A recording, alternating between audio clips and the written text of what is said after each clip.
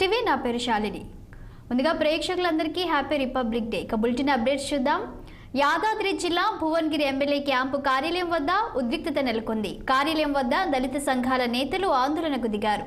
గణతంత్ర దినోత్సవ వేడుకల్లో ఎమ్మెల్యే కుంభం అనిల్ కుమార్ రెడ్డి అంబేద్కర్ చిత్రపటం లేకుండా జాతీయ జెండాను ఆవిష్కరించారని దళిత సంఘాలు ఆరోపించాయి.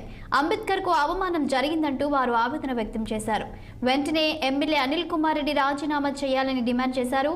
కుంభంకు వ్యతిరేకంగా నినాదాలు చేయడంతో క్యాంపు కార్యాలయం వద్ద కాసేపు టెన్షన్ వాతావరణం చోటు చేసుకుంది. దీంతో పోలీసులు వారిని అరెస్టు చేసి పోలీస్ స్టేషన్ కు తరలించారు.